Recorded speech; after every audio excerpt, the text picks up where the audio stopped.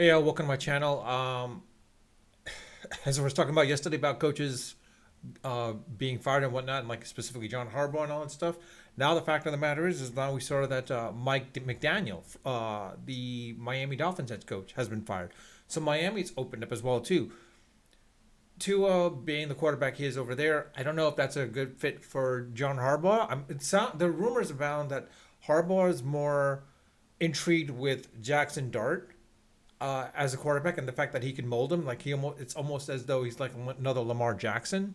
So it's one of those things where it'd be great. It'd be good. Like I said, I'd be good as a Giants fan to see John Harbaugh come on board if Mike Tomlin is not available. That's the whole thing. Is Tomlin has to be still with Pittsburgh at this point, because after this season, basically, if Tomlin has left Pittsburgh, the Steelers, we grab him first before we grab Harbaugh. But reality is talking about the fact is like I don't think this is the end of it. Quite honestly, I know from an aspect of offensive coordinators as well as defensive coordinators are being let go, and as well too is a little bit of a surprise.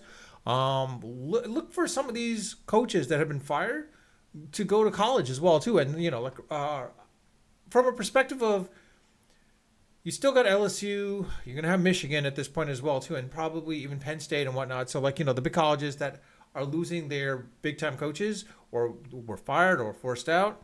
Some of these might go down there to rebuild their brand a little bit. Some of these coaches that were fired as well as coordinators that have been fired or let go from the NFL teams might go down there to rebrand themselves and not rebrand themselves but rebuild themselves more than anything else, and go from that. But reality is like this was I mean I knew it was a case where we were going to see more firings, but I didn't think it was going to be this much. I mean, honestly, I thought Mike McDaniel, for the first two seasons, he was doing really well. The last season, uh, and this season as well too. I mean, honestly, he fell short. This season, I think he was able to essentially grab or rally the team a little bit, but it seems more of like he lost it as well at the same time too. Um, I I'm a little surprised that Glenn is still the Jets head coach, but I think Jets and Johnson is or Woody Johnson's probably looking to see where Glenn is. He must have a plan in place, because reality is like if I'm the Jets, you fire Glenn and get Harbaugh immediately, because Harbaugh is that coach that can rebuild the Jets. Because let's be honest, every coach that has come to the Jets hasn't really done well outside of beyond to be honest, Bill Parcells. Now you could say Rex Ryan, but yeah, Rex Ryan I think got fortunate from certain perspectives, but I think he got that ego that he never was able to rebuild from that perspective. Honestly, I would say I was surprised that the Jets did not go after John Gruden. Quite honestly, because like Gruden could rebuild the Jets to mold them into what they can be, basically with the players that they had now with the draft capital that they have. I don't know, but it'll be interesting to see. Now, from the aspect of like any other teams that might have lost some. I mean, honestly, it's I would not be surprised to see some more coordinators be let go, or more so to the point where, um, to be honest, the Bengals head coach. Honestly, I mean, honestly, I don't know, what happens there from that perspective, but reality is Mike McDaniel being let go. Like I said, it was kind of a I want to say to be sort of expected type of thing.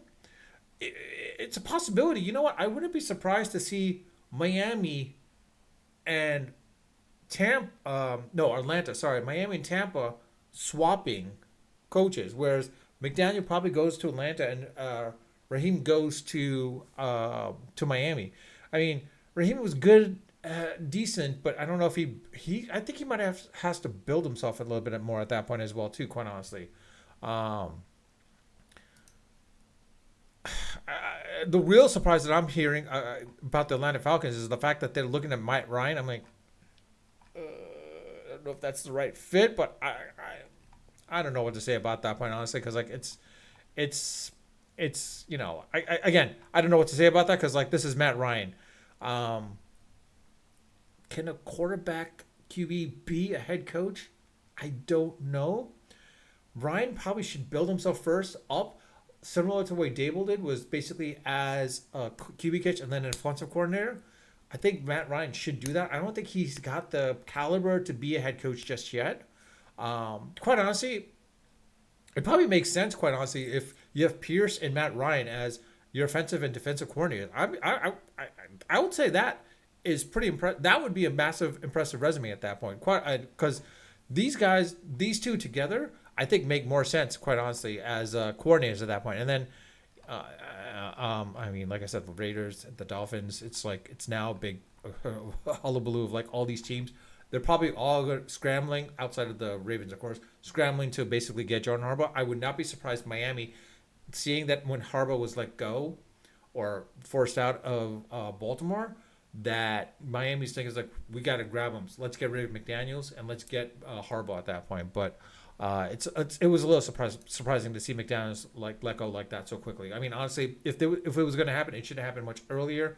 I think it was going to happen this year. I mean, not this year. I didn't think it was going to happen this much later. I thought it would have happened maybe a little bit sooner than that. Quite honestly, it sounded like it was going to happen even earlier. Quite honestly, in the middle of the season, and probably made sense. It should have happened at that point. Quite honestly, because like from that perspective, then the Dolphins could have explored other options and started looking earlier at that point and started exploring options at that point. But reality is like the fact that McDaniels is let go now. I mean, at least they didn't drag it on and wait a little bit longer. Honestly, we'll put it this way: teams are going to try to grab John Harbaugh, but teams are also waiting a little bit on the wings to see if Tomlin leaves Pittsburgh because Tomlin is the coach that everyone wants. Let's be honest, everyone wants him.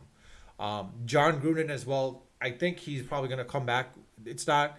Don't be surprised to see him in the coach, in the coach's chair at that point. Similar, Pete Carroll, even though he was let go from Las Vegas, I think that was a Brady thing more than anything else because Brady and him didn't fit. I think Pete Carroll's coaching style didn't fit Brady. I think Brady was so used to how Belichick coached that I don't think he's familiar with Pete Carroll. Don't be surprised because, like, let's be honest, Pete Carroll, it takes him a good 1 to 2 years at least to sort of bring the team about. Basically, would he be a good fit for the Giants? No, Pete Carroll is too old for the team right now. Honestly, I think it makes more sense for him to retire or two, maybe Miami. That's another possibility. I mean, him and a young quarterback in Tua, I think he can actually, work with Tua at that point. I think Pete Carroll going to Miami makes sense at that point. The Jets, like I said, I'm surprised they got Glenn still and they're holding on to Glenn. There must be some plan there, which I'm not aware of. And I think Glenn and, the GM basically had some roadmap in place for them to figure out what's going to happen. But it'll be interesting to see how that works out. But reality is like I said, I'm a little shocked. I don't want to say shocked, but I was expecting, Mike McDaniel to have been fired maybe earlier in the week, basically. I mean, early in the week or even late last week, basically, quite honestly. Because after Miami was pretty much eliminated, after the season ended, I mean, honestly, I think everyone was expecting Mike McDaniel to have like been fired mid-season, basically, because he pretty much lost his quarterback, the respect of his quarterback, and practically most of the locker room. I don't know how he was able to rally the team around a little bit and get those wins, but I don't know. That's a little bit of a hearsay, anyways. But not hearsay. That's a little bit of like speculation at that point. But reality is like Miami's got it opened up now. I think that's another factor of like them looking into the Harbaugh Bowl. Basically, it's like I think everyone is basically going for John Harbaugh at this point outside of Baltimore because Baltimore, I think, probably is realizing they'll probably realize eventually that what have we done, but that's only depending on the coach that they hire at this point. Because reality is like the next replacement for Harbaugh, that person has to basically bring him into the playoffs next season and a little bit farther into the playoffs. If they don't make the playoffs next season, then they know they made a mistake by letting Harbaugh go. Now the question is, does Harbaugh want to coach or does he want to take a year off? That's a big question. Similar to Mike McDaniel. Mike McDaniel, brilliant offensive coordinator. And question is like, does he want to take some time off or does he want to go to college, build out his resume, build out his schemes for defense at that point as well too? Because he's offensively speaking, he's got a great offensive mind, and like with Sean McVay, coming from Sean McVay's school basically at that point as well too, Shanahan at that point. I mean, him and McVay were brilliant. I think it's a case of like, will McDaniels probably work with McVay, or does he go to the collegiate level and build off the collegiate level and rebuild his resume from there, rebuild his not only his reputation but his brand as well too. Because I think everyone's seeing him as more of an immature type of guy.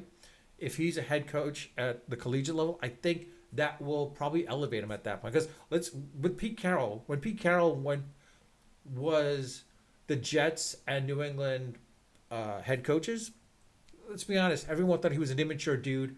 When he went to the collegiate level with USC and brought that program up to massive prominence, I think everyone realized he rebuilt his brand, and then that's when Seattle hired him, and he rebuilt Seattle to what they were basically at that point. So I think if McDaniel were to go back to the collegiate level, similar to Dable, I'll be honest, Dable makes perfect sense to join the Penn State, to either Penn State, Michigan, or LSU for that matter. One of those three collegiate level teams. Dable should be going there. Dable should be the head coach for that. He could rebuild his brand, gain some experience. Once he brings that program back to prominence again, even though they were at prominence, he'll probably more specifically with Penn State, if he could bring Penn State back to to relevancy and to bowl games and to the national championship, I think Dable gets rehired as a head coach somewhere along the ways within the NFL at that point. But again, Mike McDaniel, let go.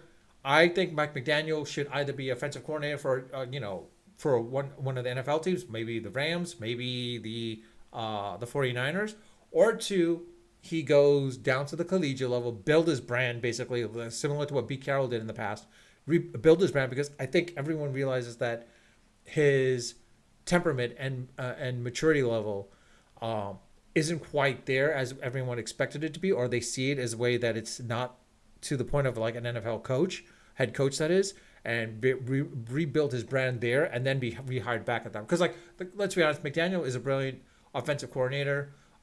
Offensively speaking, he's got a really offensive great mind. So it's more of a case of like if he rebuilds himself, I'll be honest, I could see the Jets coming and picking him up at that point, like 3 years from now, if he's at the collegiate level with that whichever collegiate team he brings to back to prominence at that point.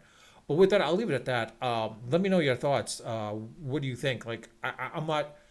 Like I said again, I can only speculate certain things. I could give you my opinions, but I don't know the full the extent of it. I'm only hearing rumors and such, i.e. via X and Blue Sky and such, and Reddit, and of course Discord channels. So it'll be interesting to see. I mean, honestly, it'll be fascinating to see how everything goes about. And quite honestly, with the Raiders, any coach going into the Raiders, I think they've got to deal with Tom Brady. And the problem is, I don't know if anyone wants to deal with Tom Brady in that situation where this guy gets in everything, basically. Tom Brady, I think, wants to be a head coach, but he's not a head coach caliber type of person. He'll be good as a offensive coordinator, but first and foremost as a QB coach, basically, and then rebuild himself up, or build himself, not rebuild, but build himself up as an offensive coordinator. And then from there, maybe he can then build himself up as a head coach at that point. But reality is, I don't think he's there. I don't think any coach that's going to want to coach with the Raiders with Brady hovering over them, unless you're a collegiate level coach. That's the only thing I can think of. I don't think I'll see or a coordinator that is willing to go and deal with Brady at that point. It would be interesting to see because, let's be honest, Bruce Arians, when he was with the Tampa Bay Bucks as the head coach, I mean, honestly, you saw Brady and him clashed. Him and Brady clashed. And it was one of those things where Arians was a head coach and he knows what he's doing. He relied on the veteran leadership of Brady, but Brady was still he thought he knew better than Arians. And that's the same thing with I think Raheem Morris being in Tampa Bay and last season with Brady, it's possible they might reunite in Vegas. I don't know. If it does, it'll be interesting to see how that works out. I think, but the question is, can Raheem deal with Brady hovering around him at that point? That's another question at that point. But anyways, I'll leave it at that on my video here at this point, and you're welcome to leave a comment. I do respond to them all, and when they warrant a response. But with that, I'll leave it at that. Unfiltered, unedited, of course, as always, unrehearsed. Until next time.